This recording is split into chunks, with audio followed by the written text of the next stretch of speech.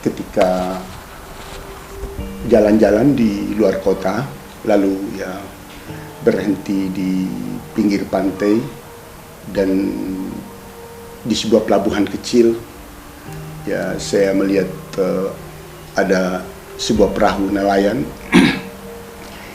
dan seorang ya tengkulak ya. Jadi saya kira ini sebuah cerita pendek dan ya saya rasanya ingin menggarap cerpen, dan cerpen ini akhirnya saya tulis dan saya beri judul Jala Nelayan. Jala Nelayan.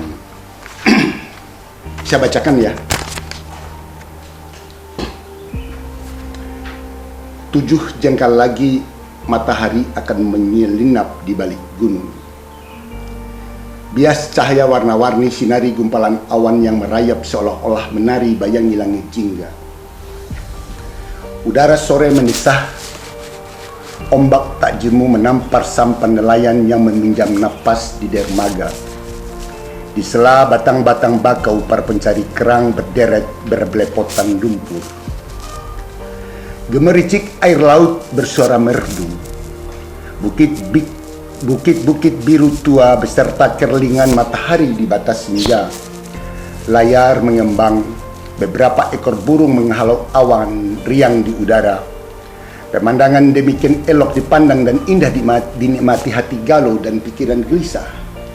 Tetapi yang demikian mungkin hanya romantika penghuni kota yang sedang iseng, bukan buat Kasim yang sedang mencari nafkah. Oleh sesuatu alasan, sebenarnya hari itu ia harus menepi pada pukul 3 sore.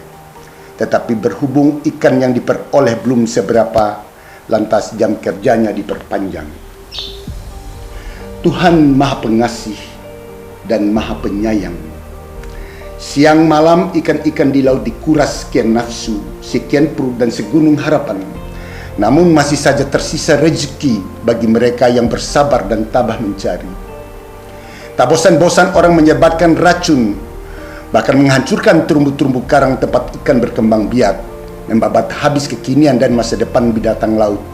Tetapi tetap saja Tuhan bermurah hati, walau langsung atau tidak langsung bayi-bayi dalam gendongan ikut mengikul beban, mesti menebus dosa mereka dan tiap hari bertambah berat, semakin parah. Pelan-pelan Kasim mengangkat jangkar, memandang ke arah dermaga tempat nelayan dan tengkulak tawar-menawar harga ikan. Matahari sudah hampir hilang. Ayah 3 orang anak itu bergerak cekatan, tak ingin kehilangan waktu. Layar mulai dipasang. Sebuah kotak plastik dekat kemudi ia buka. Sebaris senyum melintas di bibirnya sebelum menutup kembali isi kotak plastik itu. Di benaknya tiba-tiba muncul wajah putri sulungnya yang memesan kaos kaki putih, sepatu dan sebuah topi warna coklat guna mengikuti lomba gerak jalan antar sekolah. Tengkulak terakhir duduk tenang di bibir dermaga.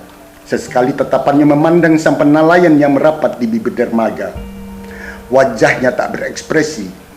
Bila saja batang leher perempuan itu tidak bergerak karena memandang 2 ember ikan yang ia beli pada nelayan-nelayan sebelumnya, keberadaannya boleh dibilang mirip gentong. Cepat!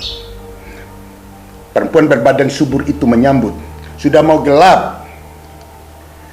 Kasim melempar jangkar, menepikan sampan dan terburu-buru menginjak daratan sambil menjinjing kotak plastik yang berisi beragam jenis ikan. Mau dijual berapa? Tengkulak menghadang dengan pertanyaan tatkala ia memperlihatkan jenis-jenis ikan yang diperoleh. Maunya berapa? Kasim balik bertanya. Kamu dong bilang, perempuan itu berkata sambil membolak-balik ikan dalam kotak dengan pandangan tak bernafsu. Ayo cepat, ia menyelipkan beberapa uang ke tangan Kasim. Ayah 3 anak itu memegang uang yang diberikan oleh Tengkulak. Wajahnya pucat. Mulutnya ternganga. Belum pernah laki-laki bertubuh kekar itu sedemikian pucat. Tidak saat menghadapi ikan hiu atau ombak seganas apapun. Segini, Kasim terheran-heran dengan suara hampir tak keluar. Tidak, kepalanya menggeleng. Loh, perempuan setengah bayi itu kaget. Mau dijual berapa? Tanyanya sejurus. Tetapi tidak segini. Ia menjawab. Ikan-ikan itu kan banyak. Siapa bilang ikan ini sedikit? Kamu kan tahu saya tak bisa langsung menjualnya sore ini. Saya hanya bisa menjualnya besok pagi. Dan untuk itu, mesti kuawetkan. Saya akan membutuhkan uang untuk membeli es batu segala. Tetapi harga es batu berapa sih? Kasim berkata spontan. Sudahlah, perempuan itu menanggapi, bersikap mengalah. Ia mengeluarkan uang yang disimpannya di tempat tersembunyi dan berkata seolah-olah sedang pasrah. Saya tambah, dikasihnya jumlah yang tak banyak. Kasim berpikir-pikir, kepalanya menunduk. Lama berkemudian ia menggeleng. Mau, perempuan itu memperingatkan. Kalau mau, ambil. Kalau tidak, saya pulang. Ayo, sudah telat. Perempuan itu berkata serius dengan nada mengandung ancaman. Sepasang sepatu hitam, kaos kaki putih, topi coklat, dan ikat pinggang hitamnya digantung depan toko pakaian di lorong pasar di kota Kacamatan menari-nari di pelupuk matanya. Dalam benak muncul lagi wajah putrinya yang cantik berdiri anggun, tegap pada baris terdepan, ditonton ratusan warga desa di jalan utama pusat kota, disaksikan orang-orang sekecamatan, dan dalam darahnya tersirat rasa bangga. Sebuah bis antar kota berhenti di jalan raya. Pedagang ikan berbadan gemuk mengambil kembali uangnya dan melompat ke bus sebelum terdengar kendaraan menderu jauh, semakin jauh dan lenyap di tikungan jalan. Kasim tak berkutik. Hari itu ia bukan hanya gagal memperoleh uang yang dimaui, tapi kalah dalam segala permainan. Ia menggaruk kepala, menghembuskan napas, kemudian mencari di mana puntung rokoknya disimpan.